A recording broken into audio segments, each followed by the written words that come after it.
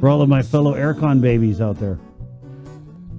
It's 8:13. Let's all change our situation.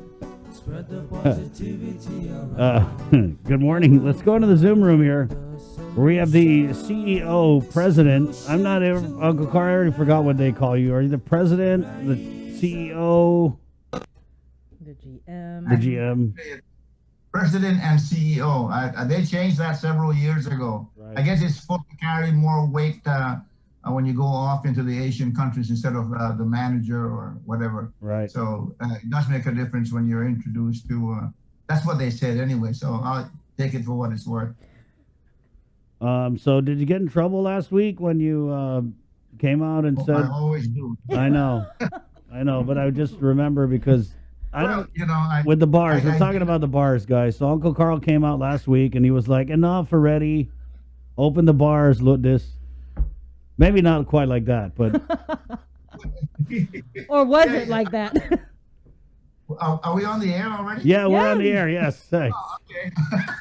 That's another thing. Anyway, I did have a really nice conversation with the governor on that particular, because my argument was to the governors that for quite a while you've opened up restaurants, particularly, and there was nothing coming out of that. I mean, the owners know that I think the first time that she did this in June, they didn't really take it seriously to keep within the protocol and the guidelines.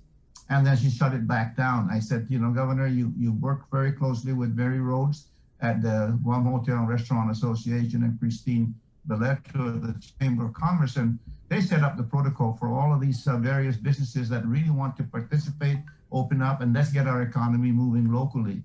And they did a good job second time around. And I'm saying to the governor that I think that we've got to be able to treat the bar owners also as adults, and that the Mary Rhodes and Christine Belletto could also come up with the protocols and guidelines necessary to inculcate in their minds that this is really what you have to follow. And I'm sure they will. They don't want to shut down again the second time if they don't follow protocol. But it didn't seem to me like anything was coming out of the restaurants. As a matter of fact, the numbers of the car scores have gone down dramatically. There was only one yesterday for all the testing of 175 people. So you can see that it's really gone down. And I think that I've been to one restaurant on I think it was Thursday night, and everyone, it was a Chinese restaurant, and they followed protocol to the T. And I'm sure that that was my argument to her. And she says she took it under advisement. And hopefully when she does reach out to Mary Rhodes and Christine, which she said she would, so she can also to start hopefully by sometime soon open up the bars, because that's really necessary for us to get some livening up of our economy and our community. It's like a dead community right now, and people are closing out sometimes for completely good. I mean, shuttering down and going home. We don't want to see that happen. It's going to be hard to restart anybody's business. Gov, we had. So she listened, and right. She's, she has to contend with the Surgeon Cell and the DPHSS, whatever the agency is. It's hard to pronounce. There's 7 letters in it, and those are the people that she has to contend with. So hopefully those people are listening too, that they're not causing any rise in the car scores. People are being vaccinated. The numbers have gone over 23,000, I believe, is what it is now. And as we move up in those numbers, I think it's going to not only give our people some sense of safety, but I think it sends a message, and it has sent a message to our 3 source countries, Taiwan, Japan, South Korea, that Guam is serious, because we have to compete with Hawaii and other destinations. And so we have to beat them in the safetiness of our destination.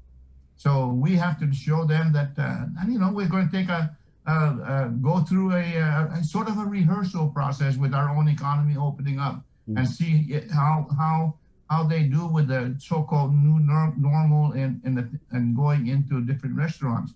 They also have this Binax now testing that comes out in 10 to 15 minutes, that we can do that, particularly with the restaurants, where not only the employees will be tested prior, could be in the morning. And then if really you want to open up to a full capacity, I say test the patrons coming in. And there's one particular group, I think it's a DFW 1509, that they have membership, and they came about all of them. It's a membership organization. They took tables and chairs outside, separated them by 10 feet apart, and and they said we want to open up, and I said, Governor, these people are members. These are membership. They're not going to really be opening up to the general public, but you can't. These are old retirees that want to sit down and share all the war stories and everything, and they've been locked down for almost a year. Unnecessary, I believe, is unnecessary. And this idea of one size fits all has got to be really reevaluated. And just let's see what we can do about that one particular group of people that reached out to me, and I reached out to the chief of staff, and hopefully he will carry the message further to public health. They're the ones that are saying, no, everybody, we're under a lawsuit right now, and I thought that lawsuit was going nowhere, but I guess it still is, and they haven't decided fully at the district court. But these are something that you have to think outside the box and let them open up and monitor them. We even offered for the bars, we offered Jerry at my services, Nadine Young-Guerrero, and all of the staff at GVB. And the governor says, yeah, maybe we can deputize you as part of public health, and that we'll go out and take those people that are opened up in the bars to take account of what they're doing. And so that's just to show them that we're serious. And so she's even thinking about that. She wouldn't mind that, but we're ready to do it. Anything. But Gov Dally, they're going to send them an Uncle Carl into the bar to Auntie Lou already got COVID. She's not at risk. What were you and Jerry like? Oh, we can go check how happy hour's going. Yeah, we got it. That's no fine. problem. We got it. But I tell you, things are really, the dynamics of Guam have changed, especially with the Governor Leon Guerrero bringing in a steady supply of the vaccines. They're fighting for their distributions in the States, but Guam has never been left out. She's getting everything that she asked for in a steady way, and God bless her that she's every day she calls National Governors Association, she calls CDC, she calls the White House, and saying, do not leave us. We're the furthest one away from you, but we are also your first face in the world out here in Asia. I mean, we're epicenter to all the Asian countries and Florida and Australia, New Zealand. The Indo-Pacific is where it's at right now. And you see what's happening in Taiwan. That the more that they fight in Taiwan as they try to take it back because of Biden, Guam is in the middle of that, and hopefully we can use that to our benefit as well. Because remember, Bree, when we said we anticipated this last year that President Trump was going to sort of take away the one China policy and move towards the two China policy that was changed back in 1979, and so that happened. Right now, even the Director General of Taiwan in Washington, D.C. is calling herself ambassador. So what we're saying is that Guam right now is a showcase. Palau is a showcase for the United States. And Guam, especially as America in Asia, is going to try to send a message to mainland China through Taiwan, that Taiwan and Guam will have some special relationship, not only in tourism, but also in business development, in medical, and on other areas that the governor wants me to pursue, especially in the expansion of airlines as well. And that is happening right now. And Guam, I believe, and Taiwan will want to use Guam just to piss off a little bit of the Chinese behind them, because right now they're really shaking, rattling their swords. I mean, are we really going to piss off the whole China, Gov? That's smart. Well, yeah, right now they're scared. I'm telling you, they're scared. Trump's not out of this thing right now. They're keeping an eye on these guys. Military is not going to allow Biden to undo a lot of these things in international affairs, especially out here where the pivot has come out to the Indo-Pacific. And I'm sorry, but they're not going to allow again going back to the way it was. Gov, there's something I saw out of China where they're doing instead of the nasal swab testing for COVID, I believe they're doing an anal swab. There's I had a to lot of check guys that. volunteering for that. One of our dear friends says he'll be the first one in line. I know Jason was trying to inquire as to where he can avail of that. No, but I had to click on that a few times just to, is this real? And it's actually real. But we're not going to do that. We're not looking at doing that in any way here on Guam, right? No, we're not, because that's why we're raising the American flag here, that we don't go behind anybody. We just face them and get it done. Face to face. Got it. Okay. Face to face. Right on. No- We had a comment, sorry, Bree, before we get into it. Is there a reason why there's such a huge discussion on bars? They are not essential, like at all. So, Gov, why are we having this discussion about the bars? Because there are, you don't know the reaction I got. People, I guess, misunderstood the headlines of the PDN and whatever's reported, that they thought that I had already opened up the bars. And I had got thousands of calls, man, and we're ready to go for our happy hour, whatever it is. But there's something that needs to be done. It's been locked up for a year. I mean, where else do people, that people go out and have a nice, happy hour drink and socialize. Right now, people are despondent. Believe me, I met people that don't even want to come to my yard because they're afraid that they'll be tagged and looked and be reported. But it's something that you need to go to start going back to normal. And they're the ones that are the more avid, people that you can get to do. Once you open the door, they'll come in. There's other things you can open up and people are going to be blah on it. But when you say open up the bars, there are going to be thousands of people that are going to be very happy. I wanted to ask you about what. I know you don't drink, Mr. Barnett, but others do.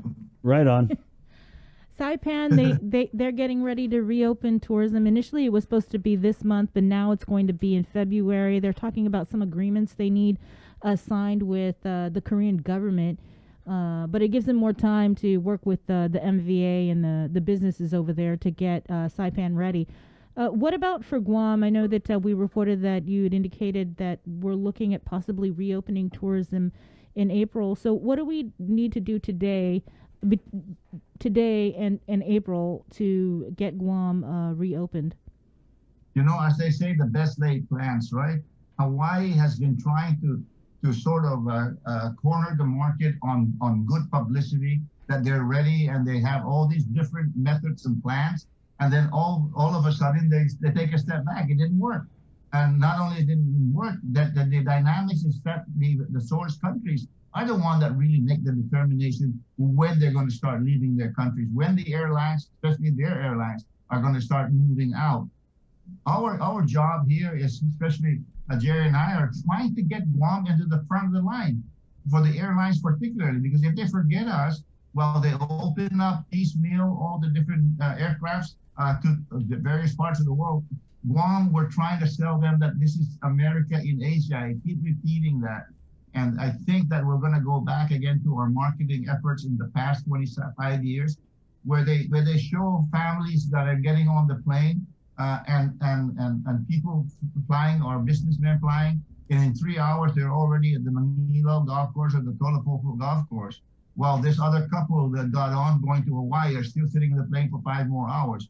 This is what we're trying to get back. That was a very successful piece of advertising. I don't know who did that, but I remember that really did something. So our selling point here is get Guam in front of the line for all the various aircraft. And the most important thing right now, I keep pressing this to the governor, that Taiwan is that goose that's going to lay the golden eggs continually for us. They're under visa waiver. They have now got a good status with the United States, and that they want to showcase Guam possibly as the United States. There's 24 million people that live in Taiwan. I mean, they're the fourth leg of the Asian tigers out in here, and we're going to concentrate there. They're the number one in the world for COVID plan and recovery. I think there's only 6 people that died out of those, and 500 people got COVID. And they're not the ones from within the country, but those are the people returning from jobs from overseas that actually brought in the COVID. So they're really a good country to be able to attach yourself with. They were like the number 3 in the numbers of tourists that came into Guam. Korea was number 1, Japan was number 2, and they became number 3 at 28,000. Now there's 24 million people there. We can just get 1%. That's 240,000 tourists, and we can do a certain kind of an agreement. There are already 3 airlines. 2 of them will start as soon as they open up Guam, which is EVA Air and China Airlines. Starlux is ready to start beginning of next year. And so we're going to also press that, not only for flying into Taipei, but flying into Taichung for medical reasons. I don't know if you're aware, but there's like almost 400 people 2 years ago that were medevac to Taichung Hospital, University Medical Hospital. And so we're looking at that now instead of everybody going to the Philippines. They've got their own problems there, but Taiwan has really got it down pat. Mm-hmm. And hopefully we can get more airlines to come in. And hopefully also, the 5th freedom and airline licensing, that there's a possibility. I know Philippine Airlines tried this several years ago. They requested for an exemption to be able to fly from Manila or Cebu, from Manila to Guam to San Francisco or LA, nonstop from Guam. And all they needed was a letter from the government of Guam back then to support their efforts. And I guess the government didn't provide that letter. I assured them that I spoken to the governor, Luliang Guerrero, and she will provide a letter not only to Philippine Airlines if they want to resurrect that, or even now I can talk to different airlines like EVA Air or China Airlines to also apply for it. Because I don't know if people really understand that when I was governor, I put a lot of resources into the airport to extend the runway to 12,000 feet. Not only did I use FAA money, but I actually used federal highway funds, because territories are exempt. They can use territorial highway funds to put towards airport and ports. And so that's already been done for almost 3 years. 12,000, but nobody's flying nonstop from Guam to San Francisco or Los Angeles, because they don't want to leave out Hawaii, because we're paying the most per mile from Guam to Honolulu. Honolulu does not want Guam to overfly them. They make a lot of money. Neither do the airlines that serve Guam want to overfly them, because you fly to Honolulu now, you don't get any food, you don't get nothing. But they charge you the highest rate from anywhere. So we're saying that if they don't want to fly Guam to San Francisco or LA, then let somebody else do it. And that's our argument, that we might give an exemption on the 5th freedom. That will help us with our tourism as well. And not only that, but cargo and other ways, that because they've already exempted the cargo on the 5th freedom. So those are the things we're looking at. And the governor is very excited of the possibility. And that if they do make an application, as Samoa did in American Samoa, and allowing Samoa to pick up passengers in their countries and go to foreign countries, that's already been allowed. You have to make applications every 2 months or 6 months. But the airlines that are applying for that are amenable to that.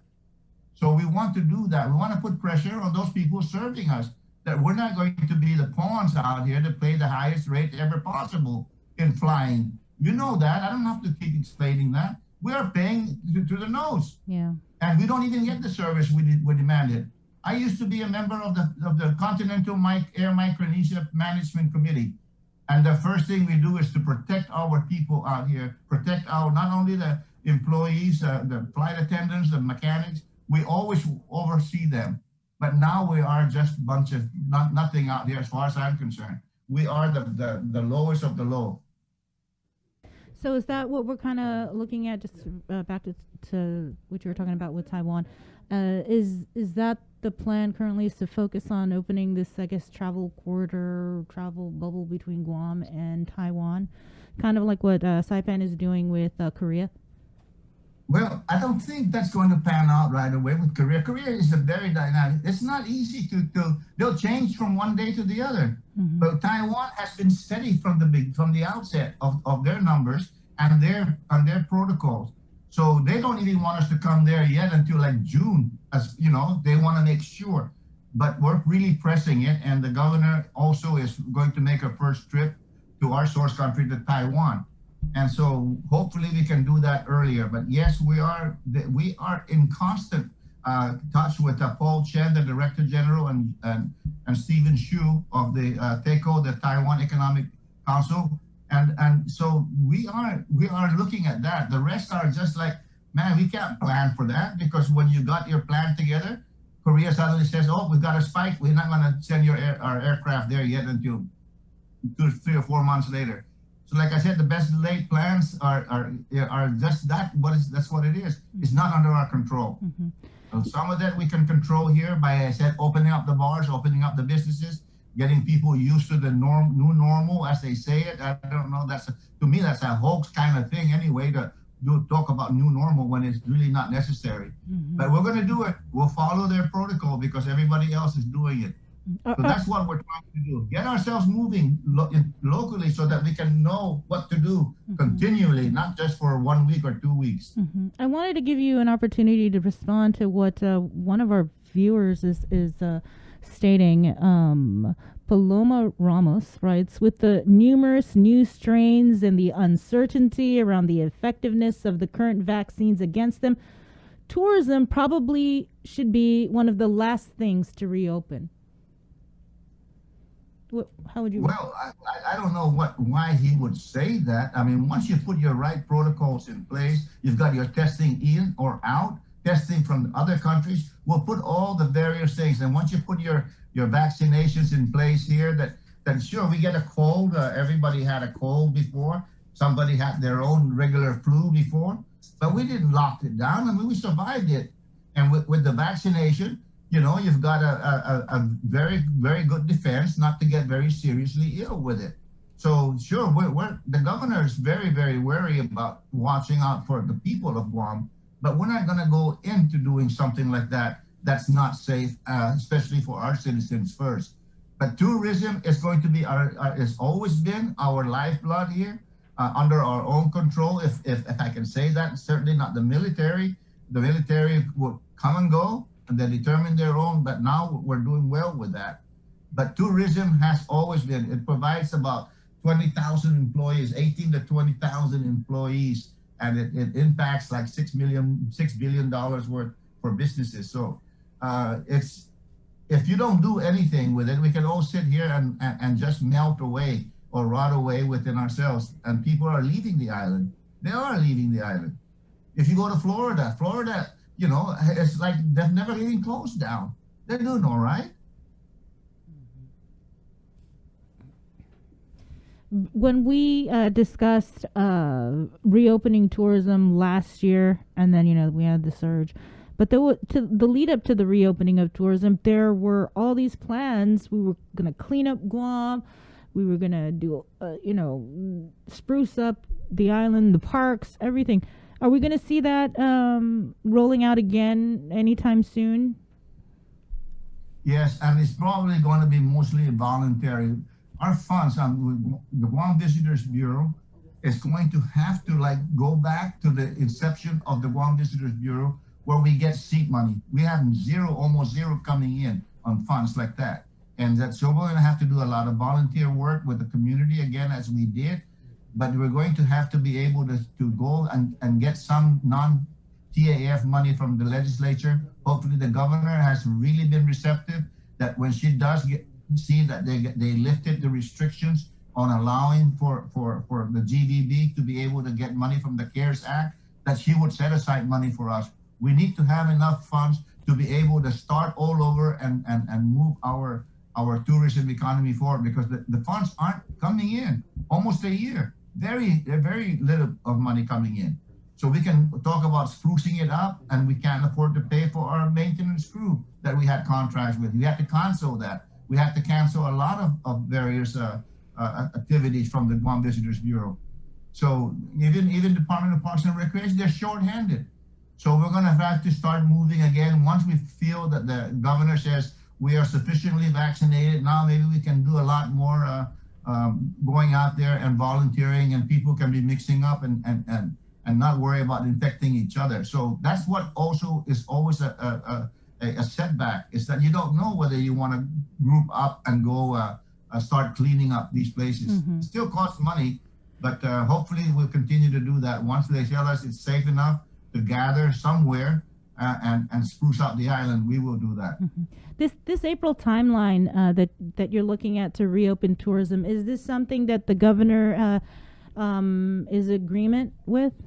Well, no, I brought it up to the governor. So I said, this was last Wednesday. We have a regular meeting with the governor, Jerry and I, and directly I said, Governor, what's your timeline, so that we can say, well, maybe April. I said April 1st, and maybe the first week of April. So she's looking at that.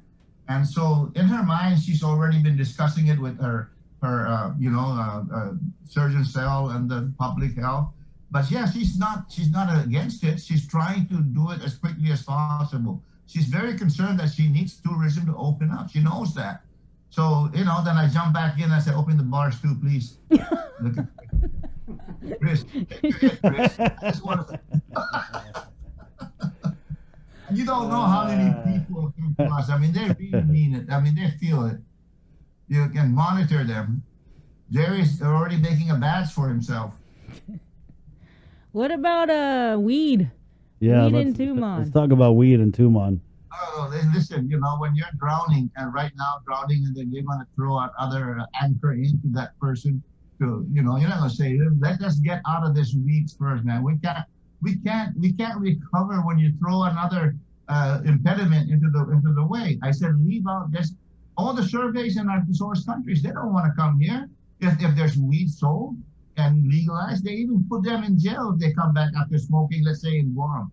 So what we're doing right now is leave us alone to recover from this COVID-19. Let's get our tourism back, and we'll talk about it again. But there's other places you can go and sell, but don't jump in the middle of Tumon and make it very prevalent and rampant there. People are going to be walking around, whether you get it in the back alleys, but that's not the point right now. We don't need a second situation to deal with. Let us get out of this COVID situation first. Then we'll talk about it. We're not necessarily averse to it completely, but now is not the time. It's a time that we're going to come back and take care of it. Gov, we had a comment here. Florida has doubled the variant cases. Governor Gutierrez is probably the only person to say Florida is doing all right. They're not in jail. They're not in the hospitals. Hospitals aren't filled up. They get their COVID, but they're surviving it. It's a 99.4% survival rate. It's like the regular flu. So we're just scaring the heck out of ourselves. As long as you don't overflow the hospitals. There's only 4 people in the hospital here now. I mean, I'm just saying to you that you can get it, but it's not going to kill you right away, especially when you're vaccinated already. So I'm just worried about all these people coming up with all this scare stuff. There's another variant here from South Africa, another variant coming from Cambodia. I mean, this crazy stuff, man. We have to be able not to be scared into our wits. Let's just do what we've been doing in the past. We survived this, and we can survive it without having to be very, very overly careful. Because you're going to kill yourself with all the carefulness. Believe me, I'm not trying to attack the governor on this. She's doing what she needs to do, and I'm glad that I'm not the one making that decision. I can just say this is what my feeling, personal feeling, and I think that there's this high-level politics in the United States. We're all pawns of it because it's bigger than really what we see here. A virus, I don't know. I might be a conspiracy theorist, but I just know that this is crazy, absolutely crazy, and we're the sacks that are getting hit by high-level politics. That people are trying to save their necks back there. They'll go into anything, and that's what we're doing right now. I'm not scared. I took a vaccination. I'll get my second shot in a week. But I didn't want to get a vaccination. I've been surviving the flus in the past. As a matter of fact, I had the worst flu when I got vaccinated for flu 15 years ago. So I got it because in my job, I think they're going to start requiring people vaccinated to travel to your source countries. So I took it, and maybe unnecessarily, but the governor, we're trying to push it for people to get it so we can have a good selling point to our source countries that we mean about safety in Guam, and everybody is lining up to get their vaccination. Wow, sounds like you have strong feelings about the COVID, Gov. I do have strong feelings about COVID, and first time I ever publicly stated about it, but it's already to the point where people are going to say, can it, and yes, this is too much already. They'll go from one to the other. We're under a new global control, and we're just part of it. We're such a small part of it, and that we're following the various edicts that come out of Washington D.C. to do this, or CDC, and rightfully so. Maybe that's what the governor should be doing. But with me, I'm just saying that my personal opinion that we shouldn't be scared out of our pants of not going on our own lives the way it was. It's not like that made it look like if you get COVID, you're dead right away. It's not. You have a 99% survival rate, and especially after vaccination, that lessens your ability to get really, really, really sick. All right. Anything else you want to say, Gov? No? Might as well No, while we got you here. Air it out. Anything else you want to tell Auntie Lou that she's doing wrong? Okay, so that's it. I'm gonna go and if I get school. You go to the principal's office. They're probably calling me down to the governor's office. They're probably- It's okay. All right. Thanks, All right, Gov. Yeah, thank you very much. Thank you, KUAM. Of course. Thank you, Jason. That's that. Okay. Good luck. Right on. Let us know if you get in line on any of the anal swabs, because Jason was just texting me. Yeah, there's so many guys in front of me that told me just to let them know. Okay. See you, Gov. Is that for real? Ooh. Really? Yeah, it's for real. They're really, really. Jay, is it legit or what? Inquiring minds want to know. Because you would know, right? No, well, when you first sent us Leave that, him alone. when you No, first, I'm just saying. no, This no, is when newsworthy. you first sent us that link, and actually I saw there were some nurses at GRMC who were jumping in last Friday's chat because people were saying, how safe is it if you get the like the normal temperature check and like the scanners and everything like that, and they're like, well, it's a little bit inaccurate because that's not your core temperature. Yeah. So And I'm how do you wondering take if- your core temperature? So I'm wondering, and it's Wait, you I'm don't sorry. Is it a test or a temperature check? No. No, What? Jason is just first saying that Just with set these up. temperature checks, if we want a real accurate read on people's temperature when they take your enter core